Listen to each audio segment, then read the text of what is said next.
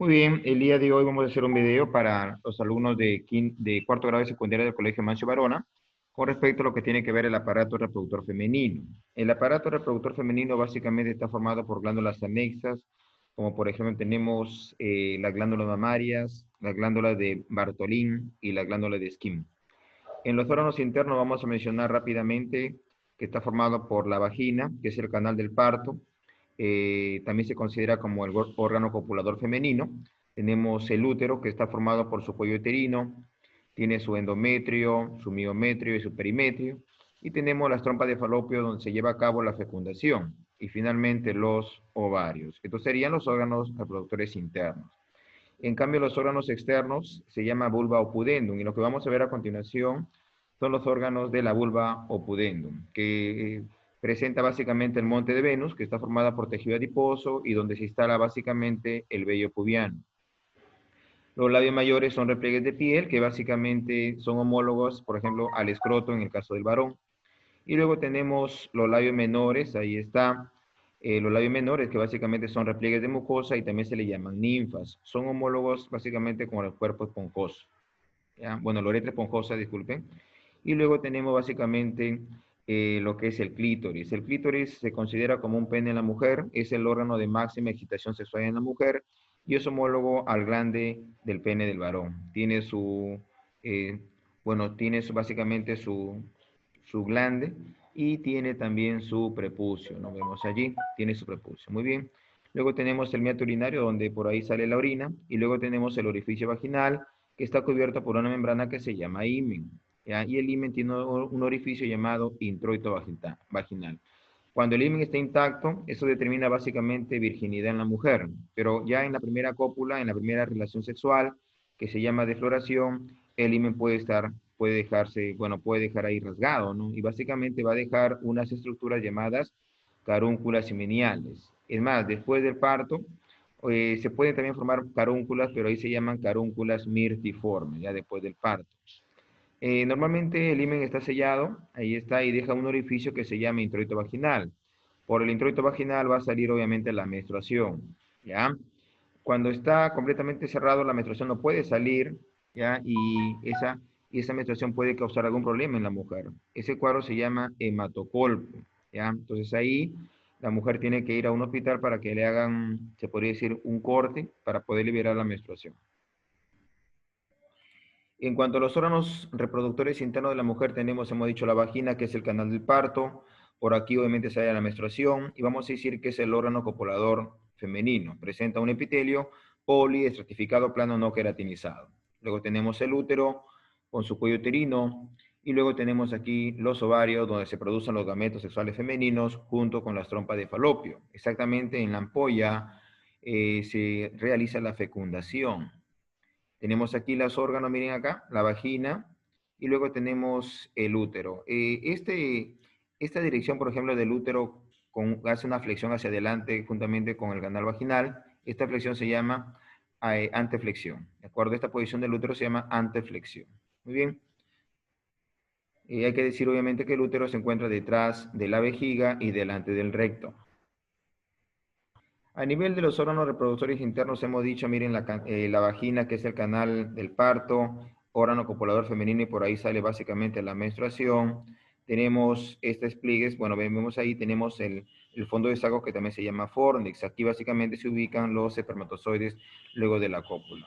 A nivel del útero encontramos diferentes capas, como por ejemplo el endometrio, ahí está el endometrio, que es la capa más interna, obviamente, del útero, ¿no? El endometrio tiene dos hojas, una hoja que se llama basal y una capa funcional. Bueno, la que se desprende de la menstruación sería la capa funcional. Luego tenemos el miometrio, que está formado por músculo, y luego viene el perimetrio, ¿no? Además tenemos algunos ligamentos que sostienen al útero, como por ejemplo el ligamento ancho, ¿sí? Y el ligamento ovárico, ¿no? Muy bien. Luego tenemos los ovarios, donde básicamente se forman los gametos sexuales femeninos, y además se forman obviamente algunas hormonas como la progesterona, que de aquí lo vamos a mencionar, incluso los estrógenos. Luego tenemos la trompa de falopio. Miren acá la trompa de falopio, que tiene una zona que se llama infundíbulo. Ahí está el infundíbulo o pabellón. Y exactamente un tercio externo de la trompa de falopio se lleva a cabo la fecundación. Recuerden que la trompa de falopio es el que capta el ovocito 2, transporta el ovocito 2, incluso puede darse la fecundación y además puede nutrir, obviamente, al embrión. Bueno, en el útero básicamente aquí se desarrolla el nuevo ser, ahí se implanta, porque ahí se implanta el blastocisto. Exactamente la implantación del ablasto o blastocisto ocurre entre el sexto al octavo día. Bueno, la irrigación del útero básicamente está irrigado por una arteria, vemos acá, esta arteria, miren acá, se llama arteria uterina. Esta arteria uterina, vemos acá, luego se ramifica en la arteria arcuata. Y la arteria arcuata, miren acá, simplemente esta arteria arcuata va a ingresar y miren cómo se divide ya en las arteriolas espiraladas, ¿de acuerdo? Muy bien. A nivel del ovario vamos a decir que presenta un epitelio de superficie llamado epitelio simple cúbico, ¿ya? El ovario básicamente tiene dos zonas, tiene una corteza y tiene una médula. Exactamente en la médula se encuentran todo lo que son los vasos sanguíneos, ¿ya? Que ingresan por el hilio ovárico. Mientras que la corteza ovárica, aquí se encuentran básicamente los folículos. Tenemos folículo primordial, folículo primario, folículo secundario, folículo terciario, también llamado folículo maduro o de Graf, donde exactamente aquí se van a formar los gametos, ¿verdad? Entonces, cuando el folículo de Graf se rompe en el 14º día del ciclo menstrual, ahí se lo vamos a llamar ovulación, donde se libera básicamente el ovocito secundario. Aquí lo vemos acá, se dio la ovulación, donde se libera el ovocito secundario en el 14º día del ciclo menstrual, siempre y cuando la mujer sea regular. Luego este cuerpo, o en todo caso este folículo de Graf maduro, se convierte en cuerpo lúteo. Una característica del cuerpo lúteo es que produce hormonas como la progesterona, ¿ya? Y luego el cuerpo lúteo se convierte en un cuerpo degenerado, ahí está, y luego se convierte en un cuerpo albicans o blanco, que simplemente se comporta como una cicatriz. Muy bien, el hipotálamo produce una hormona que se llama hormona liberadora de las gonadotropinas, que va a hacer que se libere tanto la folículo estimulante como la luteinizantes, ¿no? Las hormonas gonadotropas. Muy bien, esta folículo estimulante básicamente estimula los folículos para que el folículo crezca y se dé un folículo en crecimiento, y obviamente va a haber un desarrollo inicial de los folículos ováricos. Además, la folículo estimulante estimula los ovarios para que comience obviamente la formación de los ovocitos.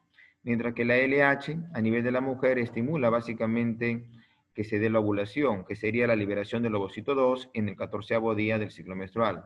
Y además estimula el cuerpo lúteo para que secrete una hormona llamada progesterona. Además, estimula que se secrete los estrógenos, la relaxina, la inhibina por el cuerpo lúteo. ¿Ya? Muy bien, hay que decir además que los estrógenos obviamente son hormonas muy importantes que van a dar las características sexuales secundarias a la mujer, ¿no? Como por ejemplo el crecimiento de sus caderitas, de sus mamas, ¿no? La voz, todo eso lo hacen los estrógenos, ¿no? Entonces, como vemos allí, promueven el desarrollo y mantenimiento de las estructuras reproductoras femeninas. Básicamente da los caracteres sexuales secundarios femeninos y las mamas. Incrementan el anabolismo proteico, disminuyen los niveles de colesterol en la sangre, básicamente niveles moderados inhiben la liberación de la GnRH, la folículo estimulante y la luteinizante. La progesterona, habíamos dicho que permite la implantación del huevo cigoto a nivel del útero. Esta progesterona, junto con los estrógenos, prepara el endometrio para la implantación del blastocisto. Además, la progesterona prepara las glándulas mamarias para la secreción de leche materna y además inhibe la liberación de la hormona liberadora de las gonadotropinas y la LH. La relaxina, habíamos mencionado ya, básicamente inhibe las contracciones del músculo liso uterino. Durante el parto aumenta la flexibilidad de la sínfisis del pubis y dilata el cuello uterino, mientras que la inhibina es una hormona que inhibe la folícula estimulante y además, en menor medida, inhibe la luteinizante. En las glándulas anejas encontramos la glándula mamaria, vemos allí, vamos a decir que la glándula mamaria es una glándula sudorípada modificada, ¿no? Vamos a ver que presente, miren acá, la glándula, tenemos ligamento suspensorio de la mama, ligamento de Cooper llamado, tenemos el músculo pectoral mayor, tenemos los lóbulos con los alvéolos en su interior, el túbulo secundario, tu conducto mamario, el seno galactóforo. Muy bien, y este color, vemos acá, miren, este color pigmentado se llama areola, ¿no? Que termina obviamente en un pezón, ¿de acuerdo? A nivel de la areola encontramos unas glándulas llamadas glándulas de Montgomery. Otras glándulas anexas que ya lo habíamos mencionado, desembocan básicamente a nivel del meato urinario, que se llaman glándulas de Skinner. Las glándulas de Skinner son homólogas básicamente a la próstata en el varón. Y a nivel del introito vaginal, bueno, a nivel prácticamente del orificio vaginal, desembocan unas glándulas llamadas glándulas de Bartolín o Bartolino, que son homólogas a la glándula de Cooper o de Meri o bulboretrales en el varón. Su función tiene función de lubricación. En cuanto a los órganos homólogos, vamos a decir lo siguiente, ¿no? Aquí tengo una tabla, aquí está. Por ejemplo, estructuras femeninas, ¿con quiénes son homólogos? ¿Ya? Por ejemplo, los ovarios son homólogos con los testículos en el varón, los óvulos son homólogos a los espermatozoides, los labios mayores son homólogos al escroto, los labios menores, como ya les había mencionado, son homólogos a la uretra esponjosa peniana, el vestíbulo es homólogo a la uretra membranosa, ahí está. El bulo del vestíbulo es homólogo al cuerpo esponjoso y el bulo del pene. El clítoris es homólogo al glande y los cuerpos cavernosos. Las glándulas parouretrales o de Skinner son homólogos a la próstata en el varón. Y las glándulas vestibulares o mayores o de Bartholin son homólogas a las glándulas bulboretrales o de Cooper o de Meri en el varón.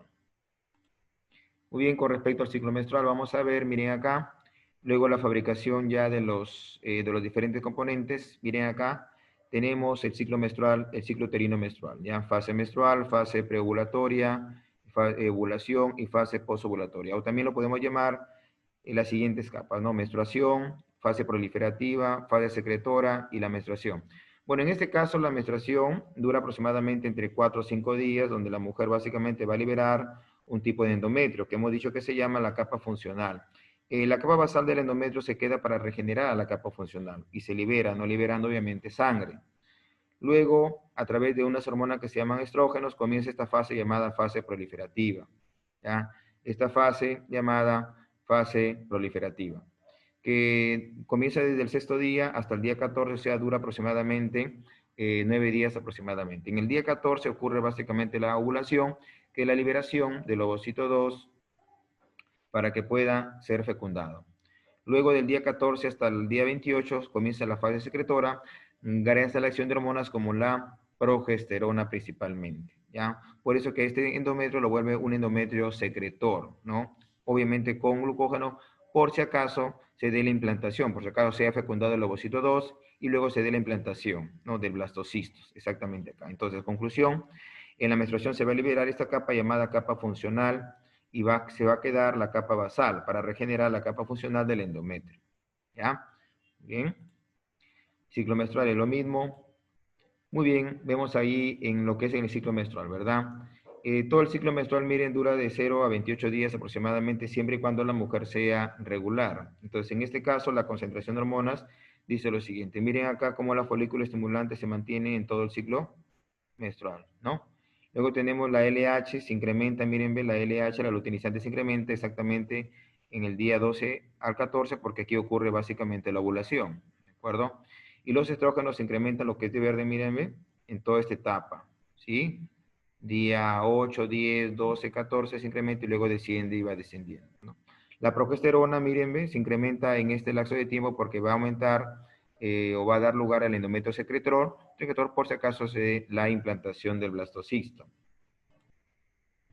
En cuanto a la fisiología sexual, vamos a ver lo siguiente, ¿ya? La fisiología sexual masculina, recuerden que la erección del pene está relacionada con el sistema nervioso simpático, parasimpático, disculpen. Entonces, uno, erección. La erección básicamente se determina por los impulsos aferentes a la médula espinal, los impulsos eferentes de los nervios espláncnicos pélvicos. Obviamente, cuando hay erección del pene va a haber una producción y liberación del óxido nítrico que actúa como vasodilatador. Recuerda que el proceso de la erección es un proceso vascular y tiene que haber vasodilatación. Por lo tanto, tiene que haber vasodilatación arterial, los cuerpos cavernosos se llenan de sangre y finalmente hay compresión de venas, lo que hace erección. Por lo tanto, la erección está relacionada con el sistema nervioso parasimpático. Cuanto a la lubricación, obviamente está relacionado con la estimulación de las glándulas de Litre, que se encuentran a nivel de la uretra peniana, y la glándula de Cooper o de Meri. Mientras que el sistema nervioso simpático se encarga de la misión. La misión básicamente es cuando hay movimiento del semen por la uretra. Cuando el semen está pasando por la uretra, eso se llama emisión. Y la eyaculación básicamente ya sería la expulsión del semen hacia el exterior y se calcula que se expulsa entre 2.5 a 5 mililitros aproximadamente, que contienen 50 a 150 millones de espermatozoides por mililitro aproximadamente. Todo esto tiene que ver con el acto sexual y el coito.